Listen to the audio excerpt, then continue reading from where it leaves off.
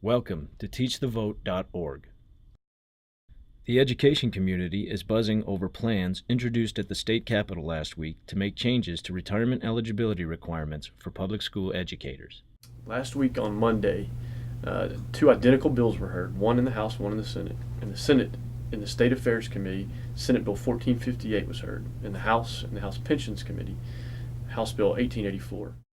These two bills are aimed at making the TRS system actuarially sound, which means it has the necessary funding to honor all of its obligations. The system is underfunded to the tune of about $25 billion. The fund has enough money to fund benefits until 2069. After that point, it runs out of funds. This bill would fix that. However, part of that fix includes raising the minimum age required for public school employees to receive full retirement benefits to 62. If this bill were to pass, two things would have to happen for you to retire with full benefits. You'd have to meet the rule of 80, which is age plus years of service, and you'd have to be age 62. You can retire early, but for every year that you are under 62, there's a 5% reduction applied to your annuity.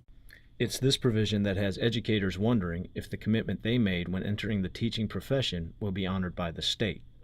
Some educators will be covered under a grandfather clause included in the bill. Right. As of August 31, 2014, if you are 50 years old, if you have 25 years of service credit, or if you meet the rule of 70, which again is age plus years of service, then you get to retire under current law requirements, meaning you do not have to be age 62.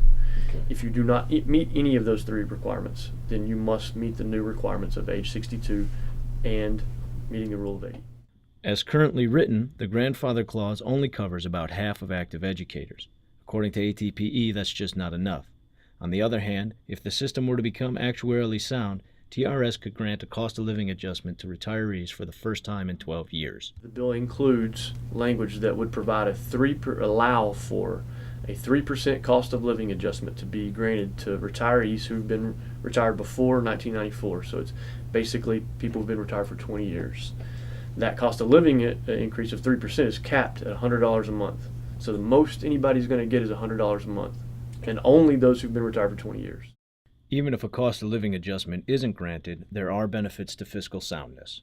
For years now, we've been fighting this idea that teachers' defined benefit pension plan should be turned into a 401k. As long as the teacher retirement system is underfunded, it is more susceptible to attacks. The bills are meant as a jumping-off point for negotiations. ATPE is opposed to both bills as currently written and will work with the legislature on improvements. The state should be contributing more to the teacher retirement system instead of having active educators foot the bill. Stay tuned to teachthevote.org for updates.